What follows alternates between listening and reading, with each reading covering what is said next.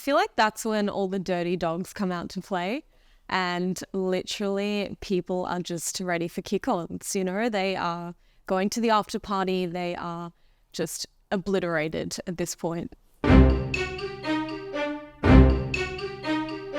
Australians are very fun people for sure. I mean, every time I go home, I'm really reminded that I need to get out more. Even though I live in LA, it's incredible how interesting my parents are and my friends. They just go really, really hard, don't stop. It can be a Monday night and they're just completely off their head. And so, but drinking is just a part of our lifestyle, it really hones in on our whole weekend and really articulates who we are. So I think it definitely lives up to the culture. And I feel like in America, I've almost stopped drinking now, which is wild.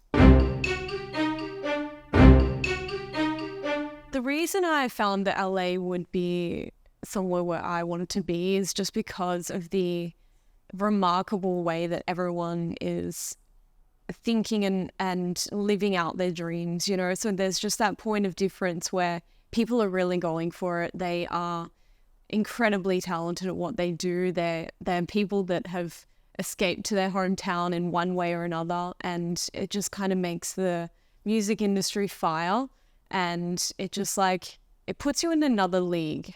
And I think that's what makes LA special, is just that feeling of being able to really come out of your shell.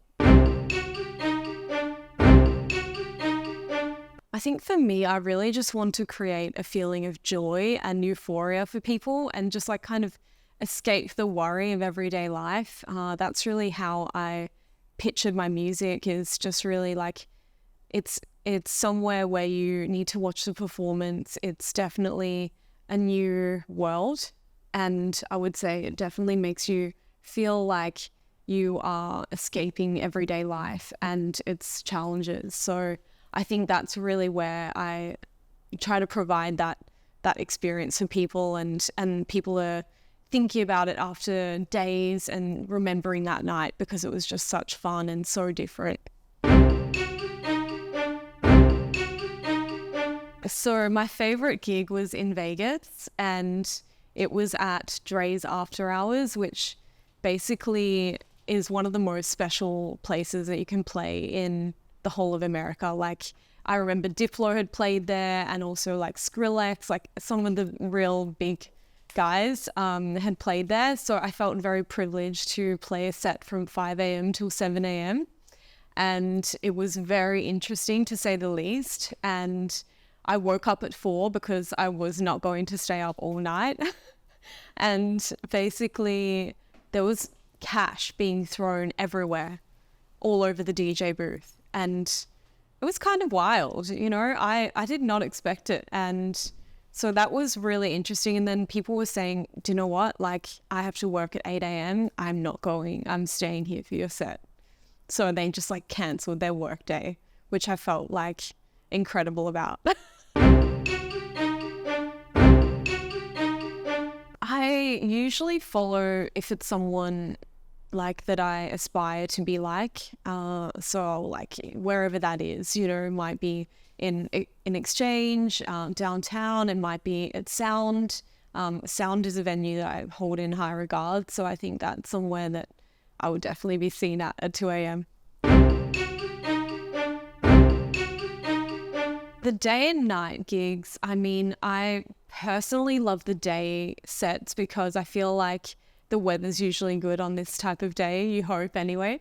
And I guess people are very much they're not so captured by the night yet. So they're very much in their phase of going up and continuing their night. So it's definitely people are still fresh, but they're not incredibly, I guess it's not too late in the day. But yeah, so I like that about day.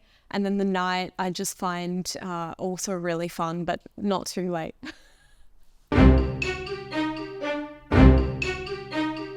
Body Language is really special because I wrote that song in Denmark, in Copenhagen, when I was staying there. And it was definitely a song that I was inspired by the trip itself. And this hotel room in particular had incredible chandeliers. So chandeliers ended up coming into the lyrics, and writing that song just kind of flowed.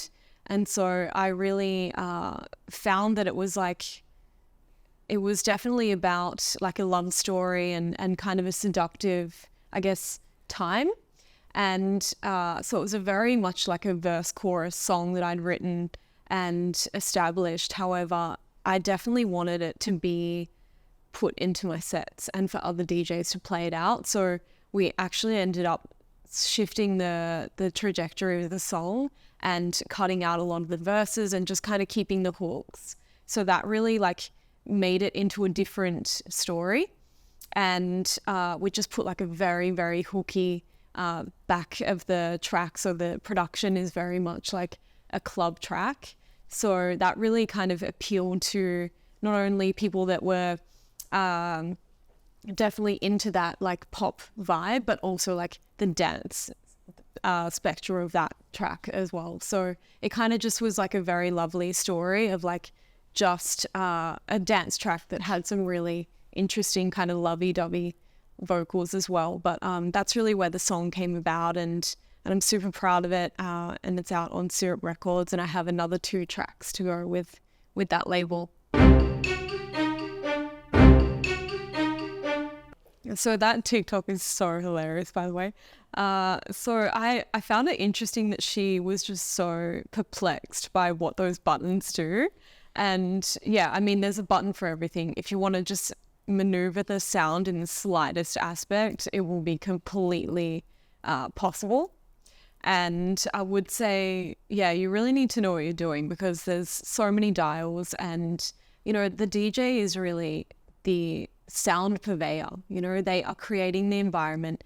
They are religiously like planning the night for participants and patrons that are coming to the venue. You know, it really starts and ends with the DJ. So, you know, it's quite an important aspect, and that's why I guess the rates can be really lucrative, because it's someone that can either make or break a launch or a night.